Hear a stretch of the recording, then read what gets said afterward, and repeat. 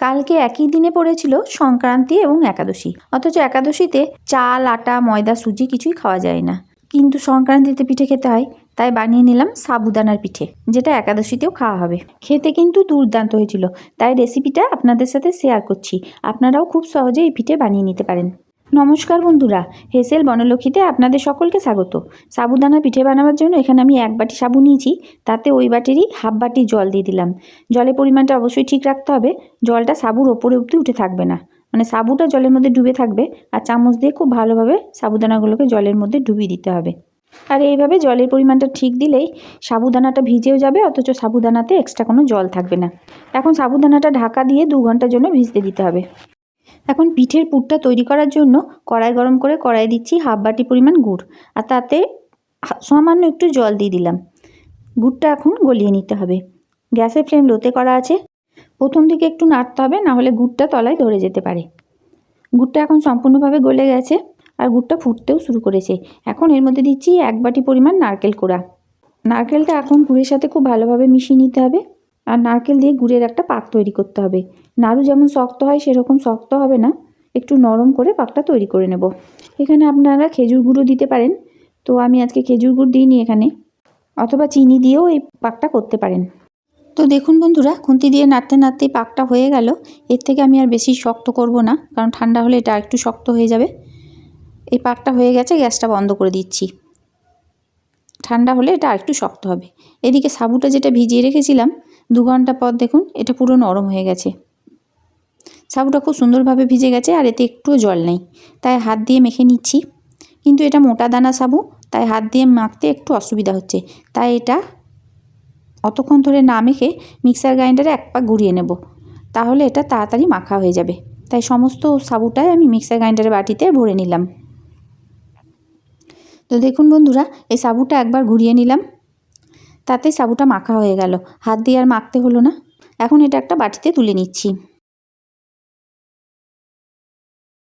তা এখন এটা একটু চ্যাটচ্যাটে, তাই সামান্য একটু ঘি দিয়ে আরেকবার মেখে নিতে হবে, তাহলে যে চ্যাটচ্যাটানি ভাবটা সেটা চলে যাবে। ঘিটা দিয়ে পুরো সাবুটাকে খুব ভালোভাবে মেখে নিচ্ছি। তো দেখুন বন্ধুরা, সাবুদানাটা আমি খুব সুন্দরভাবে একটু সামান্য ঘি দিয়ে মেখে নিলাম। এখন একটা সুন্দর ডো তৈরি হয়ে গেল পিঠের জন্য। এই সাবুদানার ডো থেকে এখন ছোট ছোট করে লেচি কেটে নেব। লুচির সাইজে লেচিগুলো কেটে নিচ্ছি ছোট ছোট করে, আর হাতে করে একটু চ্যাপ্টা করে নিচ্ছি। এটা যতটা পাতলা করে চ্যাপ্টা করা যায় ততটাই ভালো লাগবে খেতে। আপনারা ইচ্ছা করলে চাটনি বেলনা দিয়েও করতে পারেন। তো আজকে আমি হাতে করেই সমস্তটাই করে নিলাম। সব ডোগুলো একসাথে এভাবে চ্যাপ্টা করে নিলাম। দেখুন বন্ধুরা, দেখেই নিশ্চয়ই বোঝা যাচ্ছে এটা কতটা পাতলা হয়েছে। চাটনি বেলনাতেও করে নিতে পারেন। এখন যে নারকেলের পুরটা ছিল সেটা থেকেও একটু লম্বা শেপের করে নিচ্ছি, তাহলে এটা পুরটা ভরতে সুবিধা হবে। আর যতগুলো পিঠে হবে ততগুলোই আমি কেটে নিচ্ছি। এখন এই পুরটা একটা করে লেচি নেব আর এর মধ্যে ভরে দেব। দেখুন ঠিক কীভাবে মুড়াচ্ছি। এইভাবে পুরটা দিয়ে সাইড থেকে একটু চিপে মুখটাকে মেরে দেব। মুখটা যদি এভাবে লাগিয়ে দেওয়া হয় তাহলে পুরটা ফেটে বেরিয়ে আসবে না, আর সুন্দর একটা পিঠের শেপ তৈরি হয়ে যাবে। এইভাবে আমি সব পিঠেগুলোই বানিয়ে নিচ্ছি। তো যদি ভরতে অসুবিধা হয় তাহলে সাইড থেকে একটু জল দিয়েও লাগিয়ে নেওয়া যেতে পারে। সাইড দিয়ে এভাবে একটু জল দিয়ে নেবেন, তাহলে সুবিধা হবে লাগাতে। যদি মনে হয় লাগছে না তাহলে জল দেবেন, না হলে জল দেওয়ার দরকার নাই। আর যদি পিঠে বানাতে বানাতে কোনো অংশে ফেটে যায় সেটাও জল দিয়ে লাগিয়ে নেওয়া যাবে, কারণ যেহেতু এটা সাবুদানা একটু একটু ফাটলে জল দিয়ে লাগিয়ে নেওয়া যাবে, কোনো অসুবিধা হবে না। তো দেখুন বন্ধুরা, আমি কিভাবে পিঠেগুলো বানিয়ে নিচ্ছি। এইভাবে আমি সমস্ত পিঠেগুলো একটা একটা করে বানিয়ে নিলাম। এখন একটা কড়াইকে ধুয়ে নিয়ে তারপর দুধ ফোটানোর জন্য বসিয়ে দিলাম, কারণ ভিজে কড়াইয়ে যদি দুধ চাপানো হয় তাহলে দুধ কখনোই তলায় ধরে যায় না। আলাদা করে জল দেওয়ার প্রয়োজন হয় না। এখন এর মধ্যে 1 লিটার দুধ দিয়ে দিলাম। দুধটা আগেই জাল দিয়ে রেখেছিলাম, কিছুটা পুরো কড়াই ছিল, তাই দুধটা শুধু এখন গরম করে নিতে হবে, আর ফুটিয়ে মারার দরকার নাই। তো দেখুন বন্ধুরা, দুধটা আমি মাঝে মাঝে নেড়ে দিলাম, আর দুধটা এখন গরম হয়ে গেছে। দুধটা ফুটতেও শুরু করেছে। এখন এর মধ্যে তৈরি করে রাখা পিঠেগুলো একটা একটা করে ছেড়ে দিচ্ছি। সব একসাথে ছেড়ে দিলে হবে না, একটা একটা করেই ছেড়ে দিতে হবে। কয়েকটা ছেড়ে দেওয়ার পর অবশ্যই নেড়ে দিতে হবে, না হলে একটার সাথে একটা লেগে যেতে পারে। তারপরে আবার ছেড়ে দিতে হবে। এইভাবে আমি সব পিঠেগুলো একটা একটা করে ছেড়ে দিলাম। এই পিঠে বানানো খুবই সহজ, আপনারাও বানিয়ে নিতে পারেন, আর খেতেও খুবই ভালো লাগে। তো দেখুন বন্ধুরা, এখন ফুটতে শুরু করেছে পিঠেগুলো। খুব বেশিক্ষণ সময় লাগবে না, 10-12 মিনিট ফোটালেই হবে। আর যখন সাবুদানাগুলো সেদ্ধ হয়ে আসবে তখন সাবুদানাগুলো ভেসে উঠবে। তো দেখুন, যখন আমি ছাড়ছিলাম তখন কিন্তু পিঠেগুলো ডুবে গেছিলো, কিন্তু এখন সেদ্ধ হওয়ার পর এগুলো ভেসে উঠবে। তো সব পিঠেগুলো এখন ভেসে উঠেছে। তো আমি এখনও কিছুক্ষণ ফোটাবো। দিয়ে দিলাম এলাচের গুঁড়ো, 7-8টা এলাচ থেতো করে নিয়ে এর মধ্যে দিয়ে দিলাম। ছোটো এলাচ দিলাম, আর দিয়ে দিচ্ছি হাফ বাটি পরিমাণ চিনি।